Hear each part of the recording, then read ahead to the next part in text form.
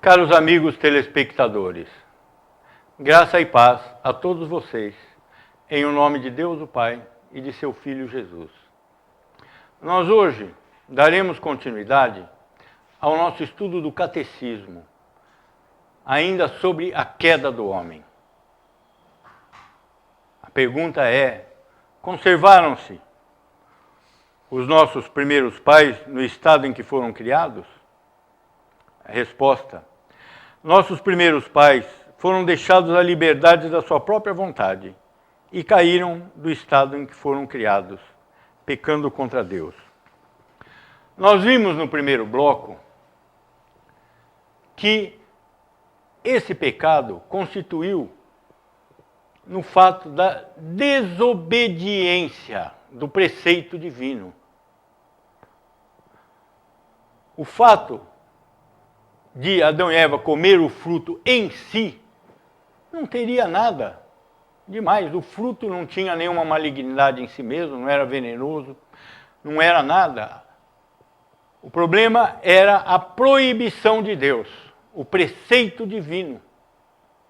Ao romper o preceito divino, o homem colocou em dúvida a sabedoria, a santidade, a justiça, a verdade e a retidão de Deus. Só isso. Então, o que o homem pretendia? O homem pretendia igualar-se a Deus. Satanás colocou a tentação de forma absolutamente simples, em pouquíssimas palavras. Como Deus sereis. Pronto. Está aí. Aquilo retiniu nos ouvidos do homem e da mulher, como Deus sereis.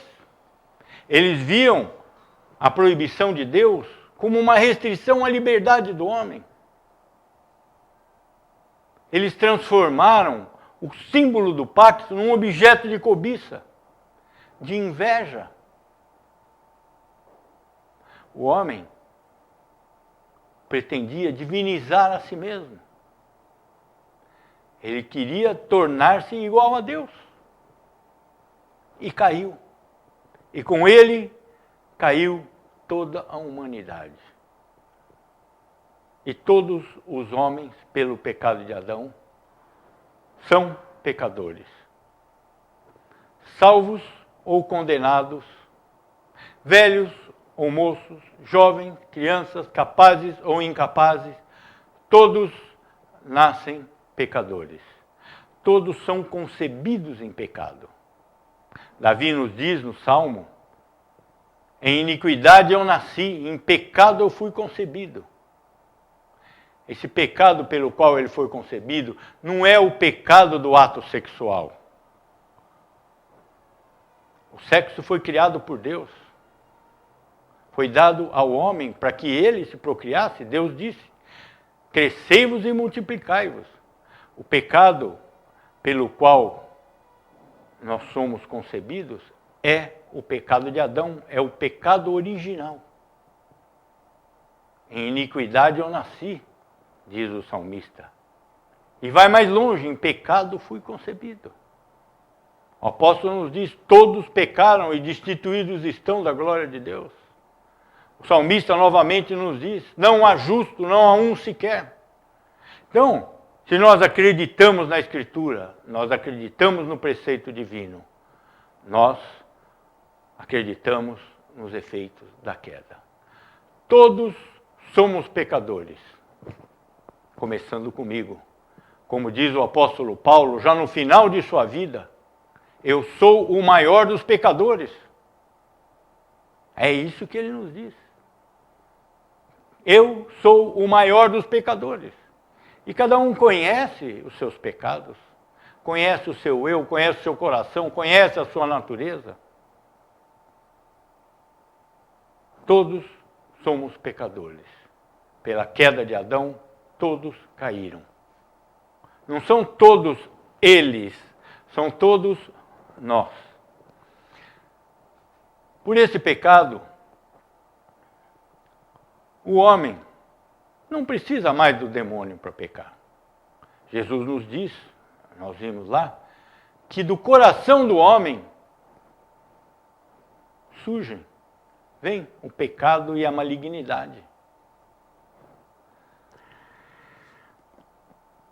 Então, além dos maus pensamentos e dos pecados procederem do coração do homem, o mundo de hoje nos leva a um caminho perverso. Nos leva a um caminho perverso. Nós temos que nos defender, defender a nossa família, procurar progredir no emprego. A cada dia, a cada minuto nos assaltam preocupações, tribulações, problemas reais e não imaginários. E tudo isso leva o homem cada vez mais distante de Deus. Adão e Eva, no paraíso, eles não tinham preocupação alguma. Eles não tinham cartão de crédito para estourar, não tinham cheque especial, não tinham trabalho, não tinham que bater ponto, não tinham horário. Eles não tinham nada, eles viviam uma vida perfeita, com tudo à mão. E pecaram. Quanto mais nós, vivendo no meio dessa azáfama, dessa loucura do mundo de hoje, quantas vezes por dia nós negamos a Deus? Quantas vezes ao dia nós deixamos de amar ao próximo como a nós mesmos? Não existe nenhum homem perfeito que consiga viver sem pecado. Além da natureza corrompida, da tendência natural do homem, o mundo, como um todo, nos leva a isso. Mas não existe esperança. Nós vamos todos perecer nos nossos pecados. Deus decidiu por si mesmo, pelo seu amor, pela sua misericórdia, salvar algumas pessoas dessa humanidade caída. Nós não sabemos quem será salvo, quantos serão salvos. Não sabemos. Muitas coisas a Escritura deixa reservada ao domínio divino. Quantos anjos existem? Quando será o juízo final? Quantos serão salvos? Quantos serão condenados? A Escritura não nos diz essas coisas. Mas a Escritura nos diz no livro de Deuteronômio: as coisas reveladas pertencem a nós e aos nossos filhos, para que as cumpramos em toda a nossa vida. As coisas ocultas pertencem a Deus e nós não devemos especular sobre essas coisas. Aquele vai ser salvo, aquele vai ser condenado, aquele é um cachorro, aquele é um santo. Quem somos nós para inferir um juízo infamatório sobre uma pessoa? Aquele é santo, aquele não é, aquele é condenado, aquele é salvo. Ninguém pode afirmar esse tipo de coisa. A religiosidade, a igreja e os sacramentos não salvam ninguém. A igreja é um instrumento nas mãos de Deus para salvar aquelas pessoas que Ele determinou. Você está numa igreja, no meio de uma congregação, você não sabe quem será salvo, quem será condenado. Você está no mundo, num meio hostil, num meio cruel, você não sabe também quem será salvo, quem será condenado.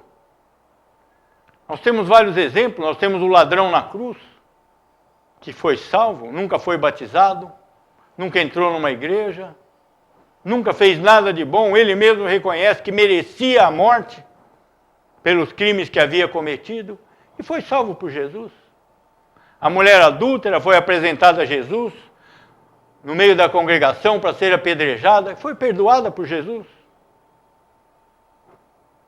Muitos profetas do Velho Testamento foram escolhidos, ao contrário, no ventre da sua mãe. Jesus diz a Jeremias, porque Jesus é Yahvé. Jesus é o Deus que se apresenta conversando com os homens no Velho Testamento. E ele diz a Jeremias: no ventre da tua mãe eu te constituí profeta às nações. João Batista foi escolhido, recebeu o Espírito no ventre da mãe. Então, algumas pessoas são salvas no último minuto de sua vida, outras são escolhidas desde o ventre da mãe. Quem somos nós para saber desse tipo de coisa? Uma das características básicas das seitas e religiões pseudo-cristãs é quando elas afirmam que somente os membros daquela denominação serão salvos. Isso é uma marca registrada, é um carimbo de uma seita. É o carimbo de uma falsa religião. Nenhuma denominação tem o direito de trazer a si a salvação do homem. A salvação provém de Deus, única e exclusivamente em Jesus Cristo. Ninguém detém o poder da salvação, nem pelos sacramentos, nem pelas normas, nem pelas regras da igreja. Nenhum homem, por mais santo que ele seja tido pelos outros homens, tem a capacidade de doar a salvação para outras pessoas. Deus é um Deus grandioso. A igreja perdeu de vista a grandiosidade de Deus e a insignificância do homem. Somente Deus pode trazer a salvação. Esse Deus que é infinito, que é eterno, que é todo-poderoso, que é onisciente, que criou todo o universo, que mantém todas as coisas pela palavra do seu poder. É o mesmo Deus que se relaciona pessoalmente com cada uma das pessoas na humanidade. Então, a nossa única esperança de salvação está em Deus. Vejamos o que nos diz o apóstolo João. João, capítulo 3, verso 16. Porque Deus amou o mundo de tal maneira que deu o seu Filho unigênito para que todo o que nele crê não pereça, mas tenha vida eterna. Deus deu o seu Filho gratuitamente para que todo aquele que nele crê seja salvo. E esse crer não é da capacidade do homem. A fé também é um dom de Deus. Que grande amor esse Deus tem pelos seus filhos. Ele conquistou a redenção, ele doa a fé, ele justifica, ele dá um arrependimento, ele coloca o seu espírito para acompanhar aquela pessoa até o fim da sua vida, para preservar a salvação dessa pessoa. Mas não nos iludamos. Na sequência desse verso está escrito: aquele que não crê está condenado. Então, Deus não é aquele Deus que não tem, na verdade, tanto poder e tanto conhecimento, que precisa do homem para salvá-lo. Deus salva quem quer, Deus faz o que quer. Deus determinou todas as coisas lá na eternidade.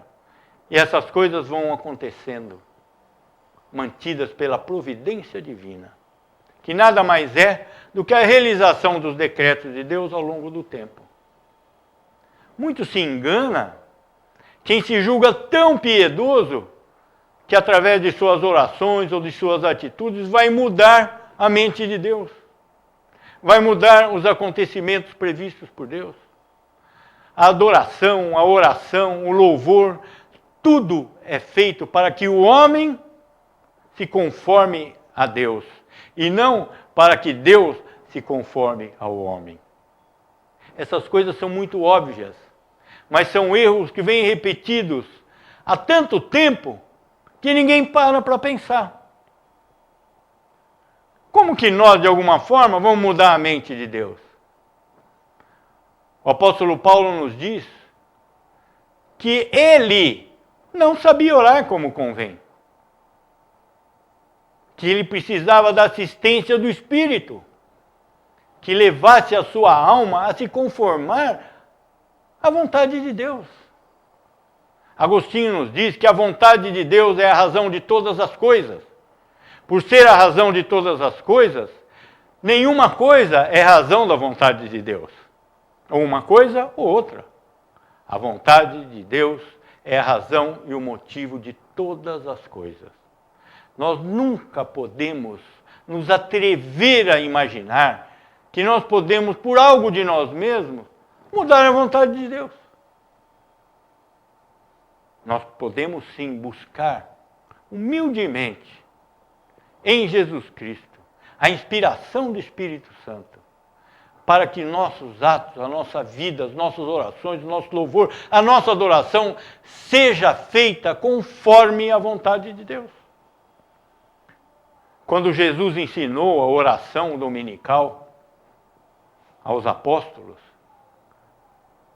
ele não deu uma coisa alegórica, ele nos deu um motivo sólido e sério para servir de base para as nossas orações.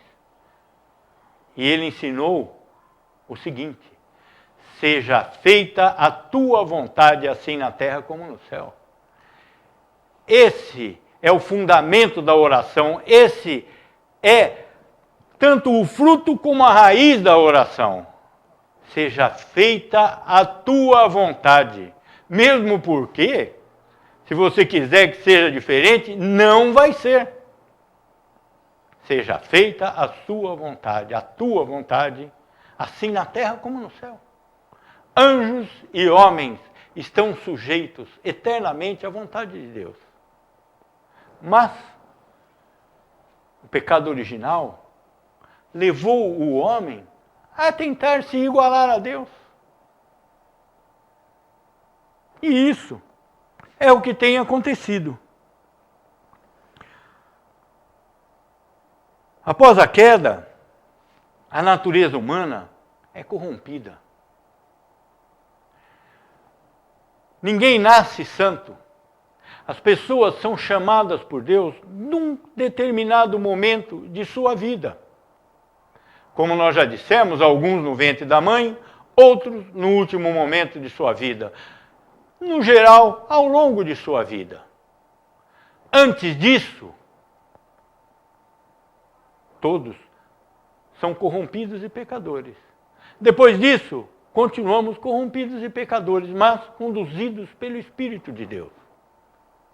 O que acontece antes da justificação? Vejamos em Efésios, capítulo 2, verso 3. É o apóstolo Paulo que está falando aos membros da igreja de Efésios, entre os quais também todos nós andamos outrora, segundo as inclinações da nossa carne, fazendo a vontade da carne e dos pensamentos. E éramos, por natureza, filhos da ira, como também os demais. O que o apóstolo está nos dizendo aqui? Várias coisas. Ele não está se dirigindo ao mundo, ele está se dirigindo a uma comunidade religiosa, a uma comunidade de cristãos já convertidos. E ele se inclui a si mesmo nisso que ele está falando. Todos nós andamos outrora, segundo as inclinações da nossa carne. Éramos, por natureza, filhos da ira. Aqueles que ainda não foram chamados de Deus, por Deus, estão debaixo da ira de Deus. Deus não é um Deus indiferente. Um Deus para quem tanto faz isso ou tanto faz aquilo. Ou Deus ama ou Deus odeia. Não existe um buraco aí no meio. Deus ama os seus filhos escolhidos desde a eternidade. Odeia os pecadores que serão condenados desde a eternidade. Se Deus ama uma pessoa, ele é imutável, ele não pode passar a odiar essa pessoa. Se Deus odeia uma pessoa, ele é imutável, ele não pode passar a amar essa pessoa. Isso é o senso comum religioso. Que a pessoa vai ser tão boazinha depois que ela for para a igreja, que ela vai mudar o pensamento de Deus. Mas não é assim. Aqueles que foram escolhidos são amados. Os que não foram são odiados. Como está escrito no livro de Romanos, antes que os gêmeos nascessem, o que nos diz Deus? Amei Jacó, odiei Esaú. Eles estavam no ventre da mãe, nada tinham feito de bom ou de mal. Mas Deus já disse, amei Jacó, odiei Esaú. Então, não se iludam. Não existem pecadilhos pequenos que não ofendem a Deus. Não existem grandes pecados que ofendem mais a Deus do que os pequenos. Quem tropeça em um ponto, tropeça em toda a lei. Muito se ilude aquele homem que acha que pouco pecou, que não ofendeu a Deus. Todo pecado é um rompimento da relação pactual com Deus. Todo pecado, seja ele voluntário ou involuntário, ele consiste no rompimento da lei, no rompimento da comunhão com Deus. Então a salvação provém de Deus. Todos somos, durante um período da nossa vida, filhos da ira, mas já reservados ao amor de Deus.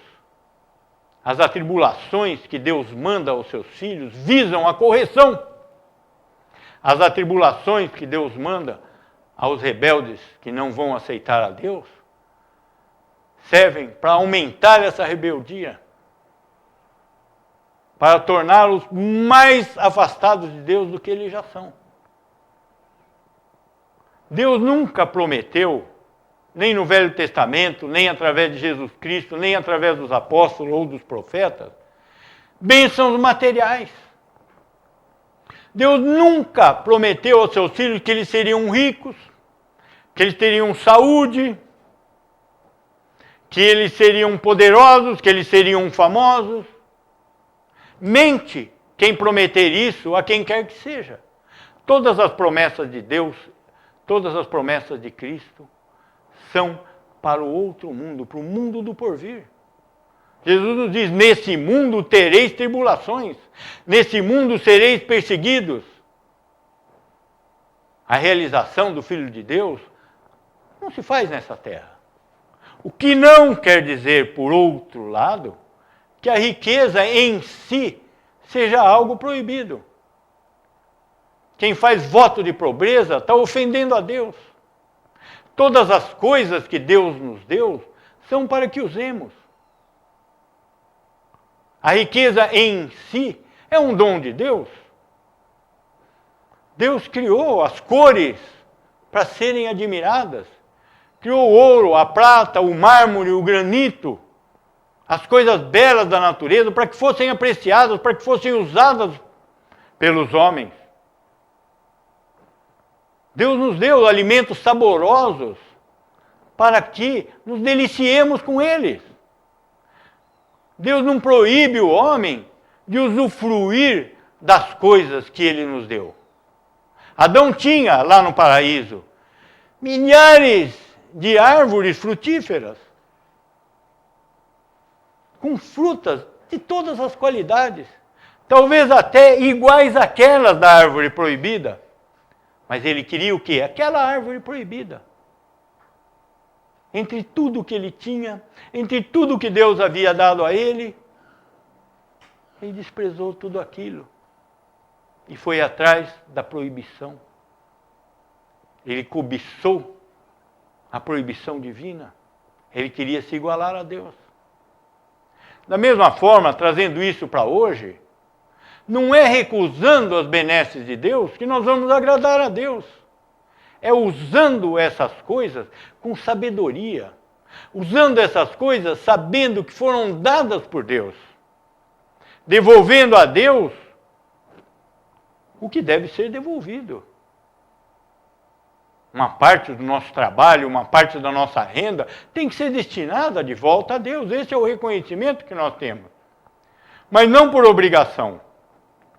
Tudo o que é feito por obrigação não agrada a Deus. Se você dá o seu dízimo na igreja, Se você dá uma esmola porque se sente obrigado, porque você quer agradar a Deus, você está se afastando de Deus. Deus gosta daquele que dá com alegria e não por obrigação. Então, nós não vamos agradar a Deus recusando as coisas que são bênçãos de Deus. Se bem que as bênçãos prometidas são, na realidade, para a vida futura, mas nada nos impede aproveitar o que nós temos aqui. Se Deus nos deu riquezas, façamos bom uso delas. Se Deus nos deu uma habilidade, usemos a nossa habilidade. Se Deus nos deu dons, usemos os nossos dons para a glória de Deus. E para o nosso benefício, dos nossos filhos e da nossa família. Nada impede. O Deus não mandou nenhum apóstolo viver numa gruta no deserto. Nós temos que viver no mundo, usando as coisas que Deus nos deu, não cobiçando as coisas que Deus nos proibiu. Nós temos tantas coisas de Deus, por que cobiçar justamente aquelas que foram proibidas? Os preceitos de Deus são claros e estão definidos, em resumo, nos 10 mandamentos. Mas esses 10 mandamentos são muito mais abrangentes do que as simples palavras nos trazem. Nós vamos mais para frente fazer um estudo detalhado de todos esses mandamentos. E vocês vão ver que a abrangência de cada mandamento torna ele inexequível para qualquer homem. Mas dentro da humildade que nos cabe, nós temos que procurar fazer o melhor possível de cada um de nós, contando com a graça de Deus, contando com a redenção que há em Cristo e contando com a operação do Espírito, para conseguir fazer o melhor possível que esteja ao nosso alcance. Deus não exige perfeição de quem não pode ser perfeito. Então, nós terminamos por aqui esse bloco de hoje, que é referente ao pecado original. Oremos. Pai eterno, Deus onipotente, louvado seja o teu nome. Não permita jamais que possamos imaginar outro poder no universo, senão o Deus eterno que nos foi revelado pela Escritura. Ajuda-nos na pequenez de nossa fé e perdoa-nos os nossos pecados, que são muitos. Perdoa-nos em o nome de Jesus. Amém.